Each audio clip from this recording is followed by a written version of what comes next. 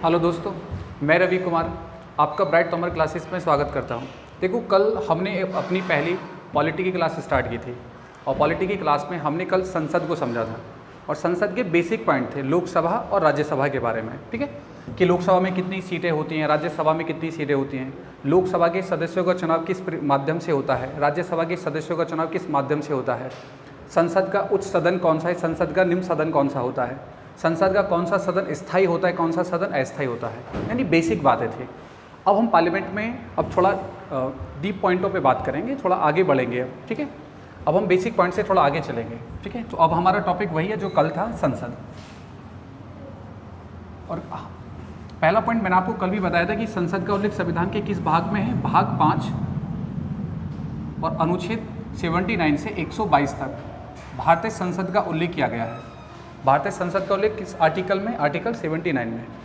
कल हमने आपको पहले एक पॉइंट बताया था कि अगर आपसे क्वेश्चन पूछे कि संसद के कितने अभिन्न अंग होते हैं, तो संसद के कितने अभिन्न अंग हैं? 3। भारत का राष्ट्रपति, लोकसभा और राज्यसभा। यदि आपसे पूछता है कि संसद के कितने सदन हैं, तो सदन होते हैं 2, लोकसभा और राज्यसभा। ठीक है, फिर हमने आपको लोकसभा और राज्यसभा के बारे में बेसिक बातें बताई कि लोकसभा का क्या कार्य होता है, राज्यसभा का क्या है, लोकसभा के सदस्यों का चुनाव किस प्रक्रिया से होता है, राज्यसभा के सदस्यों का चुनाव किस माध्यम से होता है, लोकसभा में कितनी सीटें, राज्यसभा में कितनी सीटें, इन पॉइंटों के बारे में हमने बात की थी। और फिर मैंने आपको एक पॉइंट बताया कि राज्यसभा में और लोकसभा में जो बैठते हैं वो कौन होते हैं? एमपी होते हैं, मेंबर ऑफ पार्लियामेंट। ठीक है, जो लोकसभा में बैठ रहा है वो लोकसभा का सांसद, जो राज्यसभा में बैठ रहा है वो राज्यसभा का सांसद होता है। एक होता है एमएलए, एक होता है एमएलसी। एमएलए होता है मेंबर ऑफ लेजिस्लेटिव असेंबली, वो विधानमंडल में जाएगा, और विधानमंडल में किस में जाएगा? विधानसभा में जाएगा। जो एमएलसी होगा, मेंबर ऑफ लेजिस्लेटिव काउंसिल, विधानमंडल में 2 अभिन्न अंग होते हैं, एक विधानसभा, एक विधान परिषद। ठीक है, भारत के कुछ राज्य ही हैं जहां विधानमंडल में 2 अभिन्न अंग हैं, विधान परिषद भी है 6 राज्यों के अंदर, वो हम तब बात करेंगे जब विधानमंडल को समझेंगे। तो एमएलसी बैठेगा विधान परिषद में, एमएलए बैठेगा विधानसभा में, और जो लोकसभा राज्यसभा में बैठता है वो कौन होता है? एमपी होता है, मेंबर ऑफ पार्लियामेंट। ठीक है, तो कल हमने किसके बारे में बात की थी? लोकसभा और राज्यसभा के बारे में बेसिक बातें समझी थी। अब हम थोड़ा पॉइंट को आगे चलते हैं। ठीक है, तो पहले हम लोकसभा के थोड़े और आगे बेसिक पॉइंटों को समझेंगे, फिर राज्यसभा के थोड़े बेसिक पॉइंटों को और समझेंगे। उसके बाद हम बात करेंगे संसदीय प्रक्रिया के बारे में कि संसद में कितने प्रकार के विधेयक होते हैं, कितने प्रकार के विधेयकों को संसद में प्रस्तुत किया जाता है, कौन सा विधेयक सबसे पहले किस सदन में प्रेजेंट किया जाता है, किस विधेयक को लाने से पहले राष्ट्रपति की अनुमति लेना अनिवार्य होता है, कौन सा विधेयक सबसे पहले लोकसभा में ही प्रेजेंट होगा, इसके बारे में बात करेंगे। ठीक है, फिर हम संसद की समितियों के बारे में बात करेंगे कि संसद में कितनी समितियां होती हैं, किस समिति का क्या कार्य होता है। ठीक है, और कौन सी समिति में कितने सदस्य होते हैं, उसके बारे में हम बात करेंगे। ठीक है, संसद में कितने प्रकार के संसद का कार्यकाल क्या होता है, संसद में कार्य क्या क्या होते हैं, सुबह के दौरान में प्रश्नकाल कौन सा टाइम पीरियड है, लंच काल में क्या होता है। ठीक है, संसदीय कार्यवाही में क्या कार्य होते हैं, उनके बारे में हम बात करेंगे। तो पहले अब हम स्टार्ट करते हैं लोकसभा के बारे में, बेसिक पॉइंट। तो ये पॉइंट हमने आपको कल भी बताया था कि लोकसभा का उल्लेख किस आर्टिकल में, अनुच्छेद 81 में लोकसभा का उल्लेख किया गया है। और लोकसभा कैसा सदन है? संसद का अस्थायी सदन है। अब अस्थायी सदन क्यों बोलते हैं? क्योंकि ये कभी भी विखंडित हो सकता है।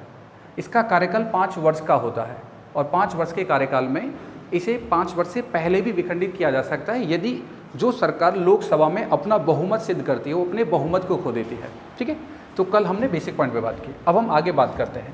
अब हम जो यहाँ पे बात करेंगे वो लोकसभा की सदस्य की योग्यता से स्टार्ट करेंगे कि जो लोकसभा के सदस्य होते हैं उनकी योग्यता क्या होती है।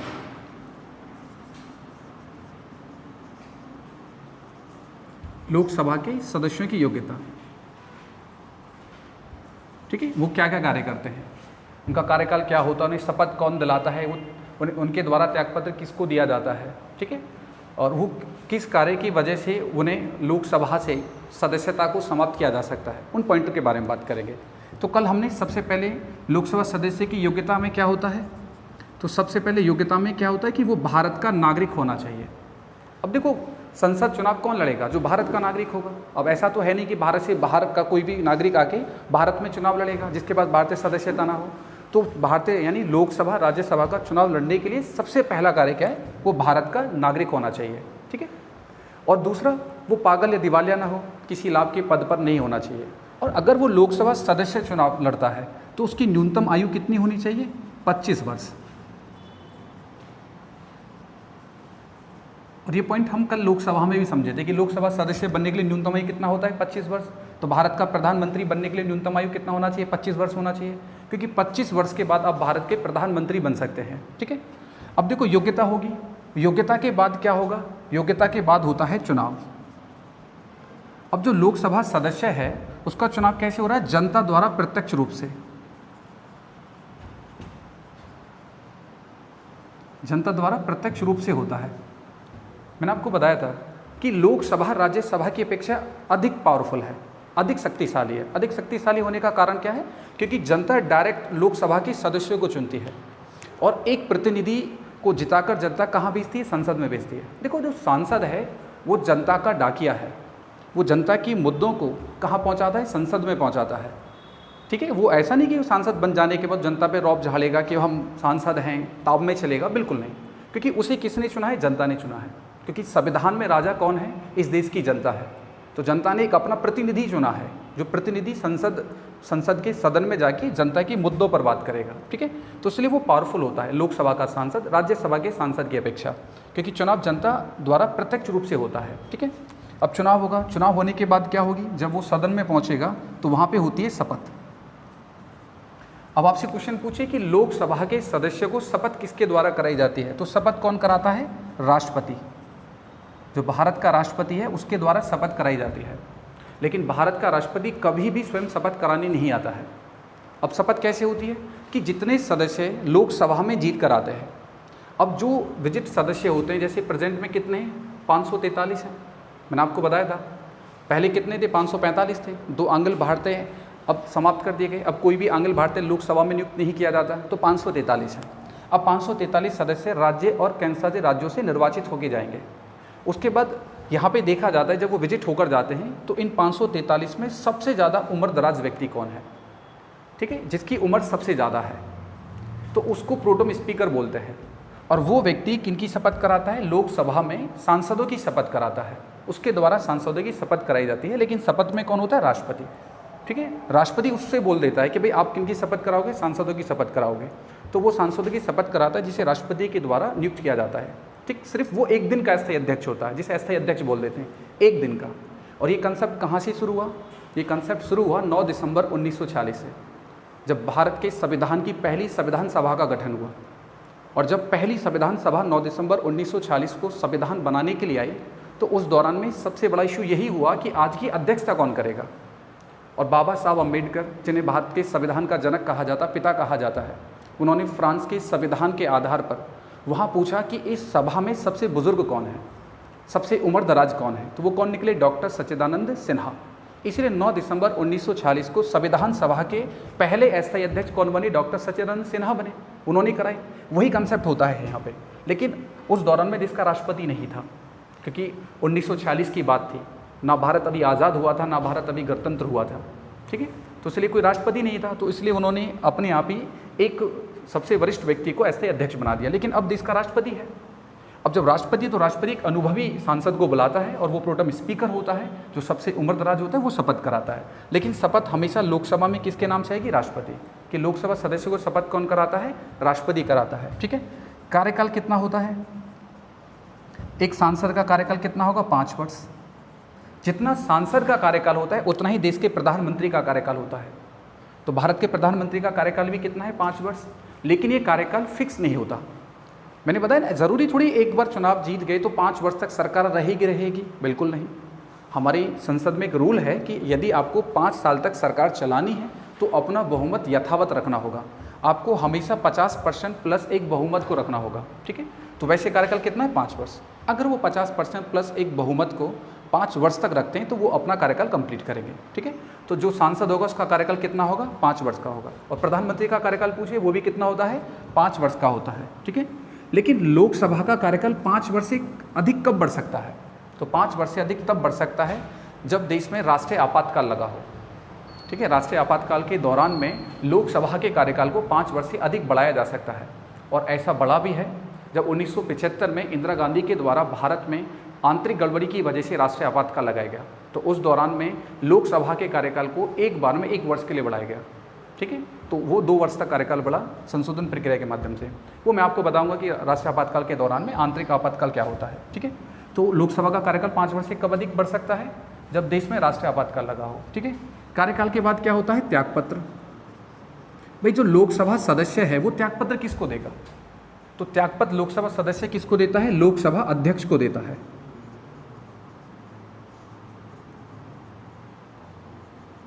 ठीक है, लोकसभा अध्यक्ष को त्यागपत्र दिया जाता है एक सांसद के द्वारा। अगर वो त्यागपत्र देना चाहता है तो किसको देगा? लोकसभा अध्यक्ष को देगा। ठीक है, त्यागपत्र। पदमुक्ति। पदमुक्ति का मतलब है कि उसे पद से किस कंडीशन पर हटाया जा सकता है। देखो, पहला तो ये सिंपल सी बात है कि कोई भी व्यक्ति यदि पद पर रहते हुए संवैधानिक उल्लंघन करता है, गैर कानूनी कार्य करता है, तो उस व्यक्ति को पद से हटाएंगे ही। लेकिन यहाँ पे एक अलग रीज़न डाला गया है। देखो, जो सांसद है वो किसका प्रतिनिधि है? जनता का। अब जनता ने अपना प्रतिनिधि चुन के भेजा है उसे लोकसभा में, तो अब उसका कार्य है ना कि वो जनता के मुद्दों को सदन में प्रेजेंट करे। अब सांसद सदन पहुँचेगा ही नहीं, अगर वो उपस्थिति नहीं होगा तो जनता के क्या मुद्दे रख पाएगा। ठीक है, जैसे कि मैं आपको समझाता हूँ। जैसे आपने देखा कि 12th क्लास तक हम एक टैलेंट था, इंटरमीडिएट तक, और वो टैलेंट क्या था कि हम अपने भविष्य को पहचान लेते थे। होता था ना कि अगर कल स्कूल नहीं आना है या कोई अध्यापक बोल दे कि भाई कल कॉपी चेक होगी, तो एक प्लान आता था कि भाई कल मेरा स्वास्थ्य खराब हो जाएगा, यानी भविष्य का ज्ञान। कल अपने साथ क्या घटित होगा पहले ही पता चल जाता था कि भाई मेरा कल स्वास्थ्य खराब रहेगा और स्वास्थ्य खराब होने की वजह से मैं अनुपस्थित रहूँगा। ये एक दिन पहले भविष्यवाणी हो जाती थी। ठीक है, और एक दिन पहले एप्लीकेशन लेके हम अपने मित्र को दे जाते थे, कालू या बुरा मिजाज के किसी बेस्ट फ्रेंड को। लेकिन कालू भी बहुत बुद्धिजीवी होता था, डेट उसी दिन की लिख देता था जिस दिन हमने उसे एप्लीकेशन पकड़ाई होती थी। ठीक है, अगले दिन पता चलता था कि एप्लीकेशन तो एक दिन पहले ही हो गई। अब बात यही है कि एप्लीकेशन क्यों लिखी जाती थी वहाँ पे? क्योंकि स्कूल का एक रूल था, और रूल ये था कि 3 दिन तक अगर कोई भी स्टूडेंट एब्सेंट रहता है तो उसे रीज़न बताना होगा कि 3 दिन तक किस रीज़न की वजह से नहीं आया, क्योंकि वो स्कूल में शिक्षा प्राप्त करने आ रहा है। ठीक है, और शिक्षा प्राप्त करने के लिए रेगुलरिटी होनी चाहिए। अब यहाँ पे बात किसकी है? देश की है। अब यहाँ से देश चलेगा, यहाँ कानून बनेंगे, यहाँ विधेयक लाए जाएंगे। अब ऐसा भी तो हो सकता है वो कानून हमारे अगेंस्ट हो, हमारे अधिकारों का हनन करता हो। अब हमारा प्रतिनिधि सदन में उपस्थित नहीं होगा तो हमारे क्या मुद्दों की बात करेगा, क्या उस पर विचार करेगा, क्या तर्क वितर्क करेगा? तो इसलिए लोकसभा का एक रूल होता है। उसी तरह वहाँ 3 दिन था और यहाँ होता है 60 दिन। यदि वो 60 दिन तक बिना सूचना के अनुपस्थित रहता है,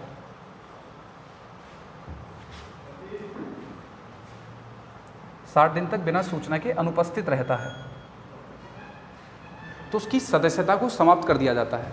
60 दिन या उससे अधिक बिना सूचना के आधार पर अनुपस्थित रहने पर। ठीक है, अब देखा होगा कि भाई बहुत सांसद होते हैं, लोकसभा में नहीं जाते, तो जब नहीं जाएंगे 60 दिन तक और लोकसभा अध्यक्ष को कोई एप्लीकेशन भी नहीं लिखेंगे तो सदस्यता समाप्त कर देंगे। जैसे हेमा मान लिया ना, कैंट आर ओ का ऐड करके बताती हैं कि कैंट आर ओ 100% शुद्ध पानी देता है। वो अलग है कि मथुरा का पानी इतना ज़्यादा अशुद्ध है, उसे कौन शुद्ध करे, वो अलग बात है, लेकिन वो ऐड करती है। लेकिन 60 दिन में वो भी एक बार कहाँ घुमाती हैं? लोकसभा में घुमाती हैं। उन्हें पता है अगर नहीं गए तो फिर सदस्यता समाप्त करने के लिए प्रस्ताव आ जाएगा लोकसभा के अंदर। ठीक है, तो अब 60 दिन तक बिना सूचना के आधार पर अनुपस्थित रहने पर उस व्यक्ति की सदस्यता समाप्त कर दी जाती है। ठीक है, तो अगर आपसे क्वेश्चन पूछे कि लोकसभा सदस्य कितने दिन अनुपस्थित रहने पर उसकी सदस्यता समाप्त होती है, तो कितना? 60 दिन तक बिना सूचना के आधार पर। ठीक है, ये कंसेप्ट था एक लोकसभा सदस्य का। अब लोकसभा में सदस्य के बाद अब एक अध्यक्ष भी होता है और एक उपाध्यक्ष भी होता है और एक पीठासीन अधिकारी पैनल भी होता है। ठीक है, अब हम उन पॉइंट के बारे में बात करेंगे। लोकसभा अध्यक्ष,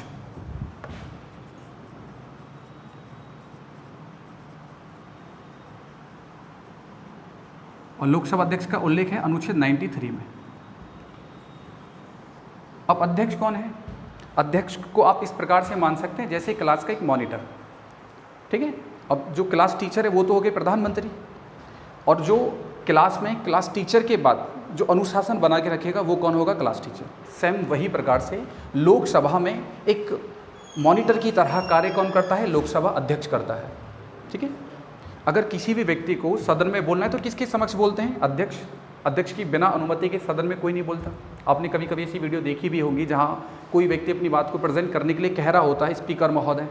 ठीक है, जो भी बात उनको प्रेजेंट करनी होती है तो वो अपनी प्रेजेंट किसके समक्ष करते हैं? अध्यक्ष के। तो हम अध्यक्ष के बारे में बात करेंगे। अब पहला पॉइंट, अध्यक्ष बनने के लिए क्या योग्यता होनी चाहिए, है ना। अगर आपसे कोई पूछने लग जाए लोकसभा अध्यक्ष बनने के लिए न्यूनतम आयु कितनी होती है, तो कितनी होनी चाहिए, तो लोकसभा अध्यक्ष बनने के लिए सबसे पहली योग्यता क्या, लोकसभा सदस्य होना चाहिए। ऐसा थोड़ी कि अध्यक्ष को कहीं और से बुलाएंगे, कि अध्यक्ष पाकिस्तान से बुलाया जाएगा कि भाई साहब यहाँ पे सदस्य तो आ गए, अध्यक्ष नहीं आए तो अध्यक्ष बन गए, तुम आ जाओ। तो अध्यक्ष किन में से बनेगा, सदस्यों में से ही बनेगा। तो योग्यता अगर अध्यक्ष की पूछता है तो क्या होना चाहिए, लोकसभा सदस्य। अब लोकसभा सदस्य का मतलब आप समझते हैं कि वो सांसद जो होता है, जो सांसद है वही कौन बनता है, अध्यक्ष बनता है। ठीक है, सांसद ही क्या बनेगा, अध्यक्ष बनेगा। एक सांसद को ही कैसे बनता है उसके बारे में हम अभी बात करेंगे कि किस प्रकार से होता है। तो अब योग्यता लोकसभा सदस्य होना चाहिए। तो लोकसभा सदस्य ही कौन बनता है, सांसद बनता है। ठीक है, उसमें क्या होता है कि भाई देखो, एक पक्ष है एक विपक्ष है। अब विपक्ष क्या होगा कि जो टोटल सीट हैं, टोटल सीट कितना है 543, उसका 1/10 अगर कोई भी पक्ष ले आता है, यानी 54 सांसद किसी अन्य पार्टी के पास होती है तो वो विपक्ष में होती है। और पक्ष में कौन है, जिसके पास बहुमत कितना है 50% प्लस एक मेजॉरिटी है, वो किस में है, बहुमत में है। ठीक है, और जो लगभग कुल सीटें उसका 1/10 लेके आती है वो क्या होती है, विपक्ष में होती है। ठीक है, अब क्या होगा कि भाई एक तो विपक्ष का उम्मीदवार होगा, एक पक्ष का होगा, वहाँ पे होता है चुनाव, और इस चुनाव की घोषणा भारत के राष्ट्रपति के द्वारा की जाती है। ठीक है, भारत का राष्ट्रपति चुनाव की घोषणा करता है और घोषणा के बाद इनके अध्यक्ष पद के लिए चुनाव किया जाता है, लोकसभा के अध्यक्ष के लिए। ठीक है, जीतेगा किसका, पक्ष का, क्योंकि सबसे ज़्यादा सांसद किसके पक्ष में है, जो दल बहुमत में है तो उसी का सांसद बनता है। ऐसा थोड़ी कि विपक्ष का सांसद बन जाएगा। ठीक है, तो जो पार्टी बहुमत में होती है उसी का क्या होता है, सांसद होता है। जैसे प्रेजेंट जो गवर्नमेंट है उसी का सांसद है ना, और उसी का सांसद है ओम बिरला, जो क्या बने हुए, लोकसभा अध्यक्ष बने हुए हैं। ठीक है, ओम बिरला जी जो है वो लोकसभा अध्यक्ष हैं, क्योंकि वो उस पार्टी से सांसद हैं जो पार्टी बहुमत में है। ठीक है, तो योग्यता लोकसभा सदस्य के समान होनी चाहिए। इसके बाद क्या होगा, शपथ। अब क्वेश्चन पूछता है एग्जामिनर कि लोकसभा अध्यक्ष को शपथ कौन कराता है, ऑप्शन में डाल के रखेगा राष्ट्रपति, ठीक है, उपाध्यक्ष, प्रधानमंत्री, इनमें से कोई नहीं। तो आंसर क्या होगा, इनमें से कोई नहीं। अब इनमें से कोई नहीं क्यों होता है, या लिख देगा ऑप्शन में इनमें से कोई नहीं होगा। ठीक है, तो शपथ कौन कराता है, कोई शपथ नहीं होती, यानी कोई शपथ नहीं कराता, कोई शपथ नहीं कराता। अब कोई शपथ क्यों नहीं कराता भाई, लोकसभा अध्यक्ष है, शपथ तो होनी चाहिए। अब क्यों नहीं कराता, क्योंकि लोकसभा अध्यक्ष की शपथ एक सदस्य के रूप में पहले ही हो जाती है। मैंने आपको बताया था कि राष्ट्रपति के द्वारा एक जो उम्र दराज सांसद होता है उसे वो एक दिन का अस्थायी अध्यक्ष बनाते हैं, और वो एक दिन का अस्थायी अध्यक्ष सबकी क्या कराता है, शपथ कराता है। ठीक है, तो जो सांसद होता है, जो अध्यक्ष है वो भी तो एक सांसद है, और सांसद के रूप में ऑलरेडी पहले उसकी शपथ हो चुकी है। अब अपने ही क्षेत्र में वो क्या हुआ, प्रमोट हुआ है, सांसद से क्या चुन लिया गया, अध्यक्ष चुन लिया गया, तो अब थोड़ी शपथ होगी।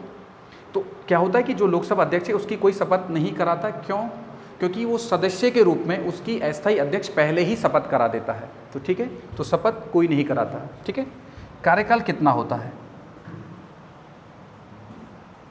तो कार्यकाल कितना होगा भाई, इसका भी 5 वर्ष तक। यानी जब लोकसभा विखंडित होती है तो लोकसभा के साथ विखंडित होने के साथ साथ किसको भी त्यागपत्र देना होता है, लोकसभा अध्यक्ष को भी त्यागपत्र देना होता है। तो उसका भी कार्यकाल कितना होता है, 5 वर्ष का ही होता है। ठीक है, अब कार्यकाल के बाद आपसे पूछे त्यागपत्र, लोकसभा अध्यक्ष के द्वारा त्यागपत्र किसको दिया जाएगा। देखो, अध्यक्ष के बाद सदन में दूसरा सीनियर कौन है, उपाध्यक्ष है। ठीक है, वो अपना त्यागपत्र किसको देता है, उपाध्यक्ष को देता है। ठीक है, अध्यक्ष अपने सदन का मालिक है। ठीक है, अगर सदन में किसी को भी अपनी बात को प्रस्तुत करना है किसी भी विधेयक पर, तो किससे अनुमति लेगा, अध्यक्ष से अनुमति। जैसे आप कभी देखते होंगे देश के प्रधानमंत्री तक भी अगर सदन में अपनी बात को प्रेजेंट करते हैं तो किससे अनुमति लेते हैं, स्पीकर महोदय। बोलते हैं ना कि स्पीकर महोदय हमें इस बात पर अपनी बात को प्रेजेंट करने के लिए अनुमति दी जाए। ठीक है, और उसके बाद अनुमति मिलने के बाद उस विधेयक पर अपनी बात को प्रेजेंट करते हैं। तो सदन में किसी भी व्यक्ति को अगर अपनी बात को प्रेजेंट करना है तो उसे किससे अनुमति लेनी पड़ती है, अध्यक्ष से लेनी पड़ती है। तो अध्यक्ष अपना त्यागपत्र किसको देता है, उपाध्यक्ष को देता है। ठीक है, अब हम बात करेंगे अध्यक्ष के कार्य क्या हैं, क्या वर्क करता है अध्यक्ष। ठीक है, तो अध्यक्ष क्या क्या कैसे कार्य करेगा, क्या क्या कार्य होंगे, और उनके बारे में बात करते हैं। ठीक है, तो पहला कार्य क्या है अध्यक्ष का। ठीक है, सबसे पहला पॉइंट, अगर आपसे क्वेश्चन पूछे कि किस व्यक्ति को संविधान में निर्णायक मतदान करने का अधिकार दिया गया है? तो जो अध्यक्ष है वो निर्णायक मतदान करता है। अध्यक्ष निर्णायक मतदान करता है।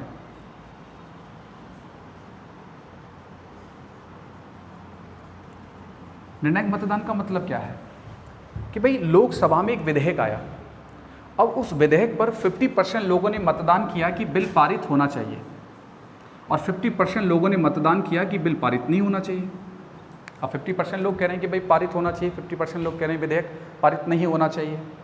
अब क्या होगा कि अब यहाँ पे एक व्यक्ति ही वोटिंग करने के लिए बचा है और वो कौन है? लोकसभा अध्यक्ष।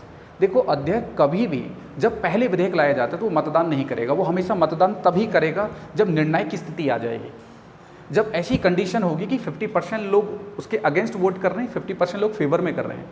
अब यहाँ निर्णय नहीं हो पाया कि विधेयक पारित हो या उसे खारिज किया जाए। अब यहाँ पे मतदान करने के लिए कौन आएगा? अध्यक्ष आएगा। अध्यक्ष जिस पक्ष को अपना वोट देगा वही पक्ष जीतेगा। अगर भाई उसने मतदान किया है वो उस पक्ष के लिए जो चाहता है विधेयक पारित हो तो पारित होगा, वो उस पक्ष को मतदान करता है जो चाहता है विधेयक पारित नहीं होना चाहिए तो पारित नहीं होगा, क्योंकि उस पक्ष की तरफ समर्थन ज़्यादा होगा। ठीक है, लेकिन बात तो ये ना कि जिस पार्टी ने उसे अध्यक्ष बनाया वो मतदान भी किसको करेगा? अपनी पार्टी को ही करेगा। ठीक है, तो निर्णायक मतदान कब होता है? कि जब कोई विधेयक 50-50 की कंडीशन पर आ जाता है। तो आप समझ रहे हैं, अध्यक्ष कब मतदान करने आता है? जब 50-50 वाली कंडीशन होती है। यदि विधेयक फुल बहुमत से पारित हो रहा है तो मतदान नहीं करेगा, विधेयक फुल मेजोरिटी से खारिज हो रहा है तो मतदान नहीं करेगा। सिर्फ मतदान करेगा वो कब? जब निर्णायक स्थिति आ जाएगी। ठीक है, दूसरा एक क्वेश्चन आता है कि धन विधेयक को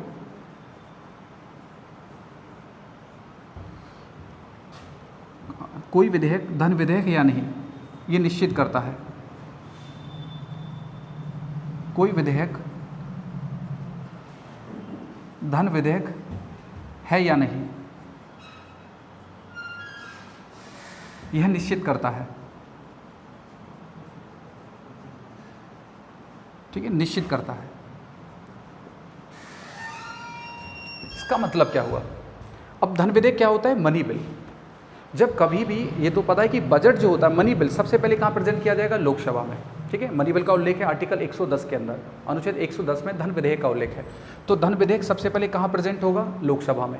और जब लोकसभा में आएगा तो लोकसभा अध्यक्ष पढ़कर उसे बताता है कि ये विधेयक धन विधेयक है या नहीं। कहीं ऐसा तो ना हो कि मनी बिल के बहाने सरकार किसी और विधेयक को ले आई हो सदन के अंदर बहस करने के लिए, विचार विमर्श करने के लिए। ठीक है, तो वो पढ़ के निश्चित करता है कि धन विधेयक है या नहीं। और यही असमानता है उसके बीच में और राज्यसभा के सभापति के बीच में। ठीक है, तीसरा दल बदल कानून के आधार पर सदस्यता समाप्त कर सकता है।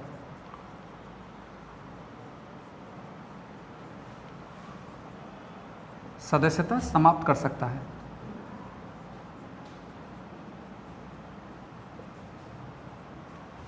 दल बदल कानून के आधार पर। दल बदल कानून 52वां संविधान संशोधन 1925 में लाया गया था। ठीक है, और 52वां संविधान संशोधन 1925 के द्वारा 10वीं अनुसूची में दल बदल कानून का उल्लेख किया गया। तो दल बदल कानून के आधार पर अगर किसी भी व्यक्ति की सदस्यता समाप्त की जाएगी तो किसके द्वारा की जाएगी? अध्यक्ष के द्वारा। लेकिन प्रेजेंट में सुप्रीम कोर्ट यानी सुप्रीम कोर्ट का अपना एक निर्णय है। अब सुप्रीम कोर्ट कहता है कि सिर्फ अध्यक्ष का निर्णय ही अंतिम निर्णय नहीं होगा। अब वो व्यक्ति क्या होगा कि जो दल बदल कानून के आधार पर किसी भी व्यक्ति की सदस्यता समाप्त की जाती है वो नेक्स्ट समीक्षा के दायरे में आएगा। ठीक है, अब वो व्यक्ति सुप्रीम कोर्ट जा सकता है और अगर सुप्रीम कोर्ट भी दल बदल कानून के आधार पर सदस्यता जो समाप्त की गई अगर उसे सही सिद्ध मानता है, उसे सही मानता है तो उसकी सदस्यता समाप्त की जाएगी। और सुप्रीम कोर्ट कहते नहीं पक्षपात हुआ है तो फिर उसकी सदस्यता समाप्त नहीं की जाती है। ठीक है, अब ऐसा नहीं कि अध्यक्ष का निर्णय ही अंतिम निर्णय होगा, बिल्कुल नहीं। ठीक है, तो पहला तो ये पॉइंट हो गया कि भाई अध्यक्ष निर्णायक मतदान करता है। ठीक है, कोई विधेयक धन विधेयक है या नहीं यह निश्चित करता है। दल बदल कानून के आधार पर सदस्यता समाप्त कर सकता है। ठीक है, चलो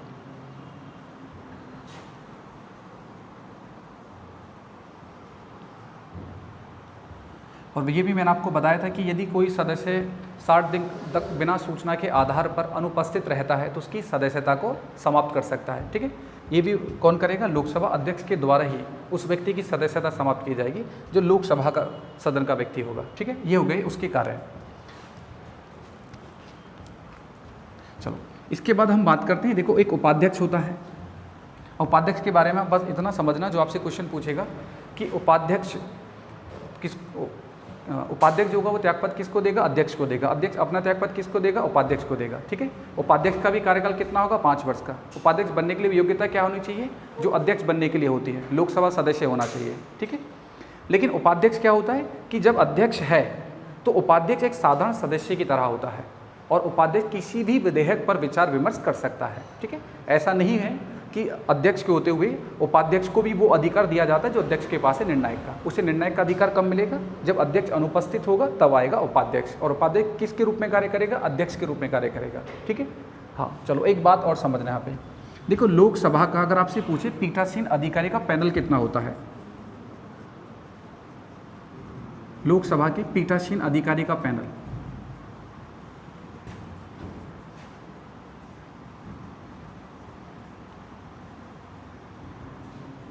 तो लोकसभा के पीठासीन अधिकारियों के इस पैनल में सदस्यों की संख्या कितनी होती है? 10 होती है। और पीठासीन का मतलब समझते हैं कि जो सांसद होते हैं उन सांसदों में से ही भारत का राष्ट्रपति 10 पीठासीन अधिकारी चुनता है जो अनुभवी होते हैं। ठीक है। अनुभवी का मतलब कि जिनका उम्र ज़्यादा होता है, उनको पीठासीन अधिकारी के रूप में चुना जाता है। तो लोकसभा का कितना होता है? 10। अब इन 10 को क्यों चुना जाता है? देखो, अगर अध्यक्ष और उपाध्यक्ष दोनों ही अनुपस्थित हुए, दोनों ही सदन में नहीं आए, ठीक है, अगर दोनों ही सदन में नहीं आते हैं तो फिर किसको अध्यक्ष बनाया जाएगा? तो अध्यक्ष किस में से चुना जाता है? पीठासीन अधिकारी में से चुना जाता है। ठीक है। एक को अध्यक्ष चुन देंगे, एक को अध्यक्ष उपाध्यक्ष चुनेंगे, और कौन चुनेगा? भारत का राष्ट्रपति। लेकिन यहाँ पे एक बात समझने वाली है। देखो, यदि अध्यक्ष और उपाध्यक्ष अपना त्यागपत्र देकर गए हैं, उन्होंने त्यागपत्र दिया है, तो अध्यक्ष उपाध्यक्ष के त्यागपत्र देने के बाद पीठासीन अधिकारी फिर अध्यक्ष उपाध्यक्ष पद पे नहीं बैठ सकते। ठीक है। वो अध्यक्ष उपाध्यक्ष पद पर कब बैठेंगे? जब अध्यक्ष उपाध्यक्ष अनुपस्थित होंगे स्वास्थ्य कारणों की वजह से। अगर वो त्यागपत्र देकर गए हैं तो अध्यक्ष उपाध्यक्ष के पद पर पीठासीन अधिकारी बिल्कुल नहीं बैठाए जाएंगे। फिर अध्यक्ष उपाध्यक्ष का चुनाव होगा, उसके बाद अध्यक्ष उपाध्यक्ष लाए जाएंगे। ठीक है। तो पीठासीन अधिकारी कब अध्यक्ष उपाध्यक्ष पद पर बैठेंगे? जब वो स्वास्थ्य कारणों की वजह से अनुपस्थित रहेंगे। ठीक है। चलो, अब ये हो गया अध्यक्ष उपाध्यक्ष के बारे में बेसिक बातें। ठीक है। अब हमने ये लोकसभा के बारे में बातें की हैं कि लोकसभा का उल्लेख आर्टिकल 81 के अंदर है। कल लोकसभा के कुछ पॉइंट मैंने आपको बताए भी थे। अब लोकसभा के सदस्य के बारे में हमने बातें की। ठीक है। उसके बाद हमने लोकसभा के अध्यक्ष के बारे में हमने बात की। उपाध्यक्ष के बारे में इतना ही आप ध्यान रखना कि उपाध्यक्ष को उपाध्यक्ष त्यागपत्र किसको देगा? अध्यक्ष को देगा। उपाध्यक्ष कब अध्यक्ष बनेगा? जब अध्यक्ष अनुपस्थित होगा। ठीक है। चलो, अब इसके बाद हम बात करेंगे राज्यसभा के सभापति उपसभापति के बारे में। राज्यसभा का उल्लेख इस आर्टिकल में अनुच्छेद 81 के अंदर, अनुच्छेद 80 है। अनुच्छेद 80 में किसकी बात है? राज्यसभा की। और कल हमने बेसिक बातें समझी राज्यसभा के बारे में। मैंने आपको बताया संसद का उच्च सदन कौन? राज्यसभा। स्थायी सदन कौन? राज्यसभा।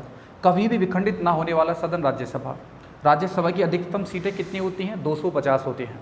ठीक है। राज्यसभा सदस्य बनने के लिए न्यूनतम आयु 30 वर्ष होनी चाहिए। राज्यसभा के सदस्यों का कार्यकाल कितने वर्ष का होता है? तो राज्यसभा के सदस्यों का कार्यकाल कितना होता है?